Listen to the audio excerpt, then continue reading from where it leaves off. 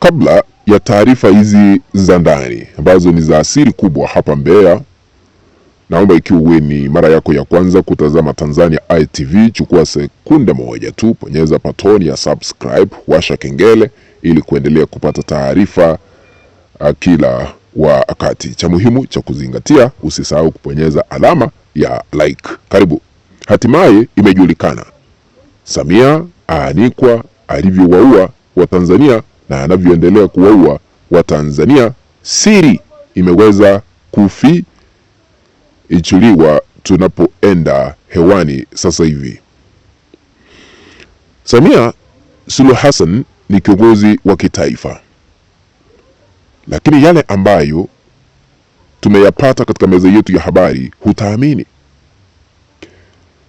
Rais Samia Suluhu Hassan imejulikana kwamba Watanzania wengi katika uchaguzi uliopita waliuawa usiku, wengine wakauawa mchana, na hata sasa hivi kuna utekaji nyara ambao unaendelea. Lakini sasa siri ndiyo hii: Samia amekuwa akimtumia kiongozi mmoja ambaye ni mwandamizi katika idara ya usalama wa kitaifa hapa Tanzania, ambaye anaitwa Fadhili Saga. Anamtumia huyu afisa anaitwa Fadhili Saga, halimaarufu Kwame Kivaisi, halimaarufu Kwame Kivaisi katika mitandao ya kijamii anajiita hivyo, lakini jina lake halisi anaitwa Fadhili Saga. Huyu ndiye anatumika sana, ambaye ni mwandamizi ama kiongozi mwandamizi wa idara ya usalama hapa Tanzania. Suluhu amekuwa akimtumia sana kuwaua Watanzania. Siri hii imeweza kujulikana.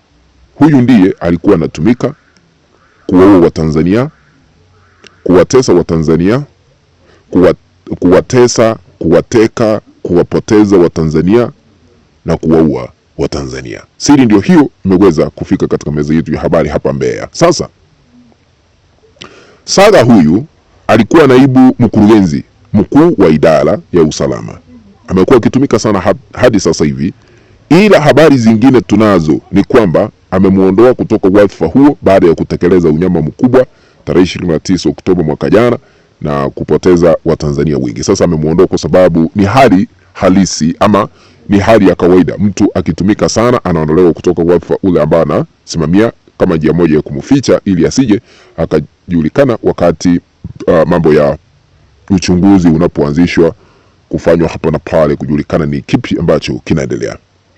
Wengi waliohusika kwa mauaji tarehe 29 wameng'olewa kutoka nyadhifa zile ambazo walikuwa wanashikilia, kiwemo huyu ambaye anaitwa Fadhili Saga.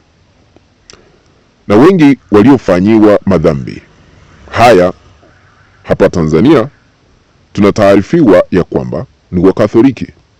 Maanake wanaongea sana kuhusiana na upotezaji, kuikosoa serikali hapa na pale. Wamekuwa wakiandamwa sana, kutekwa nyara, kuteswa na wengine kupotezwa na kuuawa. Na huyo ambaye alikuwa anasimamia shughuli hizi zote sio mwingine ila tu ni Fadhili Saga, ambaye Samia amekuwa akimtumia katika maovu hayo ambayo yamesababisha taharuki kubwa hapa Tanzania. Kufikia sasa serikali haijatangaza wazi idadi kamili ya watu ambao waliangamia kufuatia maandamano wakati na baada ya uchaguzi hapa Tanzania mwaka jana. Wengi wamekuwa wakipotezwa. Ukikosoa serikali hata hapa Tanzania unakujiwa.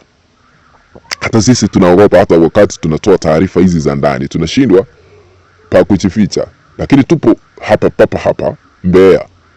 Kwa sababu hiyo haimaanishi tuendelee kuwafahamisha yale ambayo yanaendelea kwa Watanzania wenzetu. Lazima tuseme ukweli halisi wa mambo. Tusiposema hamwezi kuyajua Watanzania wenzangu. Na kuna mtetemeko ambao utashuhudiwa hivi karibuni kwa sababu uchunguzi umeanzishwa. Tume ya Jaji Chande imefanya ripoti yao ama ushahidi wao, imekusanya hapa na pale, lakini tunaamini ile tume ni ya Samia Suluhu Hassan, hakutakuwa na majibu halali.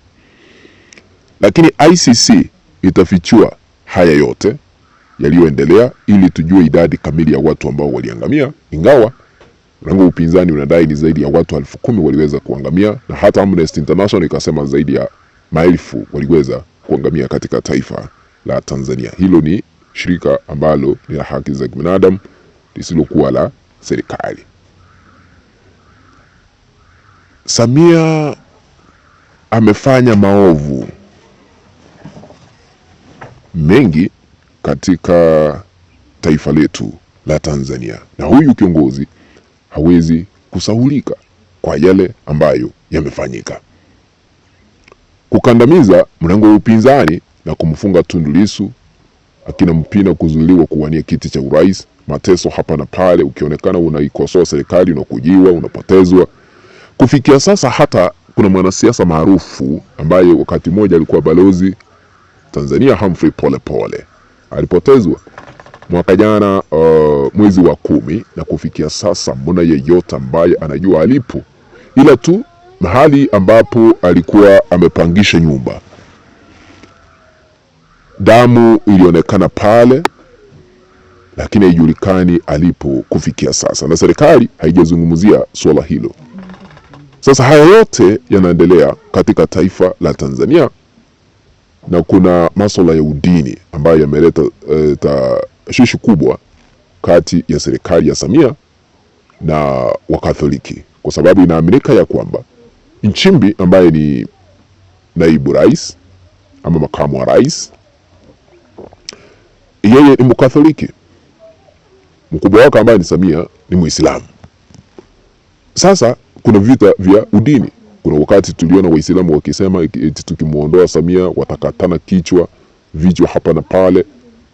Jambo kama hilo kutamkwa katika karne hii, hatua kali za kisheria zingechukuliwa dhidi ya wale ambao walikuwa wanatoa matamshi ya kukatana vichwa.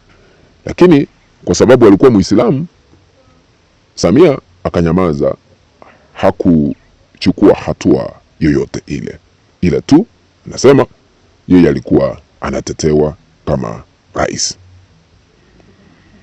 Imefika wakati mataifa mengine, muungano wa Afrika, muungano wa kimataifa uingilie kati kuokoa Tanzania ili hata katiba iweze kubadilishwa.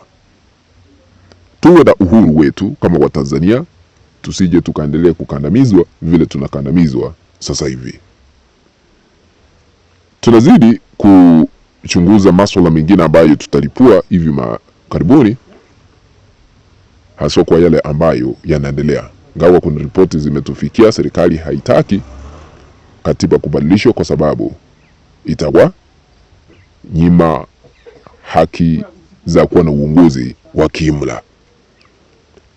Naomba kutamatishia hapo taarifa hizi, tukutane baadaye. Lakini ikiwa hauja subscribe, chukua sekunde moja tu, bonyeza patoni ya subscribe, washa kengele ili kuendelea kupata taarifa kila wakati. Asanteni sana.